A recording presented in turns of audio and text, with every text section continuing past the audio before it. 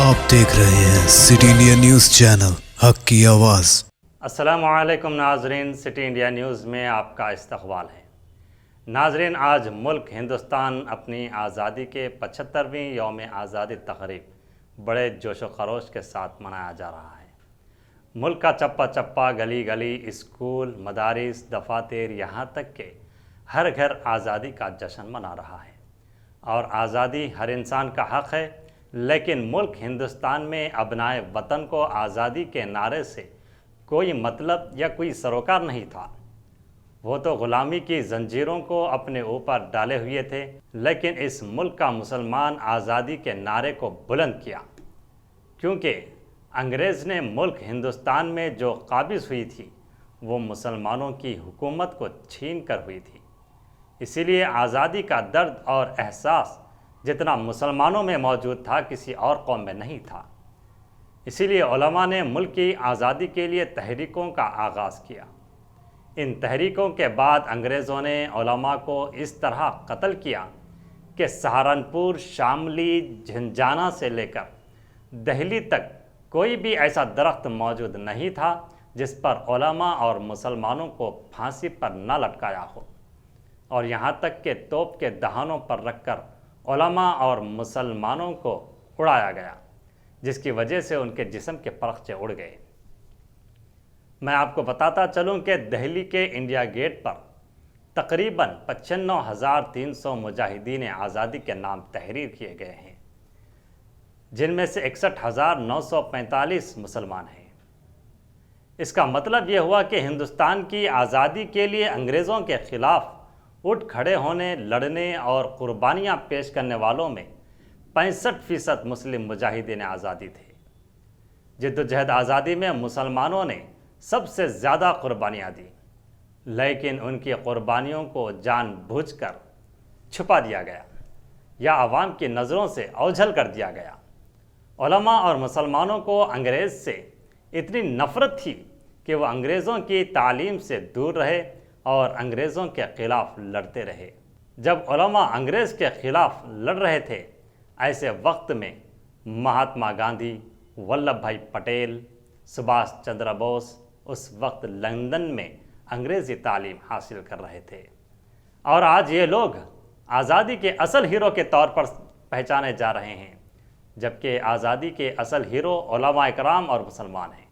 ٹیپو سلطان رحمۃ اللہ علیہ کی شہادت اور انگریزوں کے بڑھتے ہوئے اثر و رسوخ کے بعد علماء کرام نے غلامی کی آہٹ کو محسوس کر لیا تھا، اور اس کے بعد سے ہی جہاد آزادی کا آغاز ہوا۔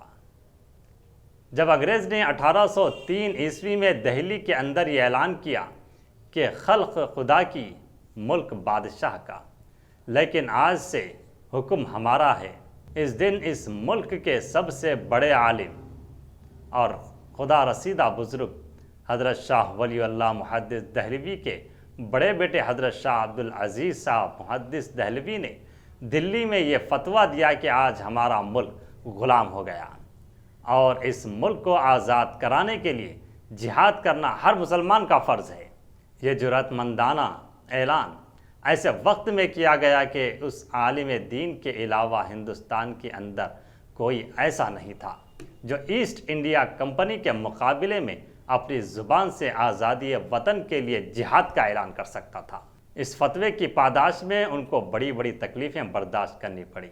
انہیں زہر دے دیا گیا، ان کی جائیداد کو ضبط کر لیا گیا، ان کی آنکھوں کی بینائی اس زہر سے جاتی رہی، ان کو دہلی شہر سے دربدر کر دیا گیا۔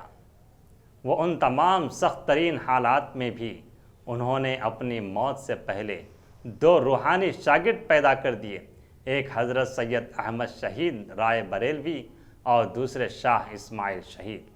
ان لوگوں نے پورے ملک کا دورہ کیا اور مسلمانوں سے جہاد پر بیعت کی، اور اس کا عہد لیا کہ وہ ہمارے ساتھ ملک کی آزادی کے لیے اپنی جان قربان کر دیں گے۔ اس کے بعد بالا کوٹ کے میدان میں ہزاروں مسلمان ان دونوں صاحبان کے ساتھ سب سے پہلی آزادی وطن کی جنگ میں شہید ہوئے۔ یہ سب سے پہلا آزادی وطن کے لیے جہاد تھا، جو دوسرے جہاد آزادی 1857 کا مقدمہ تھا۔ جو لوگ وہاں اس وقت ناکامی کے بعد واپس ہوئے ان لوگوں سے واپس آ کر پھر اکائیوں کو جمع کیا اور افراد کو تیار کیا، اور 26 سال کی محنت کے بعد 1857 میں دوبارہ آزادی وطن کے لیے جہاد شروع ہوا، جس میں ہندو اور مسلمان دونوں شریک ہوئے، لیکن مسلمان زیادہ تھے اور ہندو کم تھے۔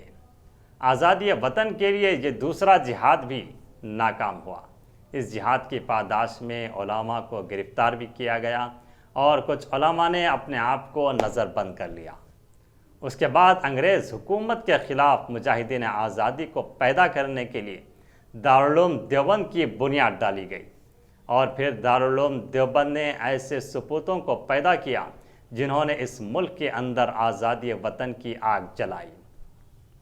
اور اگر پوچھا جائے کہ ان میں سب سے پہلا سپوت اور دارالعلوم دیوبند کا سب سے مایہ ناز سرمایہ کون ہے، تو جواب ہوگا حضرت شیخ الہند، جو دیوبند کے رہنے والے مولانا محمود حسن صاحب تھے۔ ان کے دل کے اندر آزادی وطن کی آگ ایسی لگی تھی جس کا تصور نہیں کیا جا سکتا۔ انگریز کہتے تھے کہ اگر شیخ الہند کو جلا کر راکھ کر دیا جائے تو ان کی راکھ کے اندر سے بھی انگریز دشمن کی بو آئے گی۔ مولانا حسین احمد مدنی نے ریشمی رومال تحریک کے ذریعے انگریزوں کے ایوانوں میں لرزہ پیدا کر دیا۔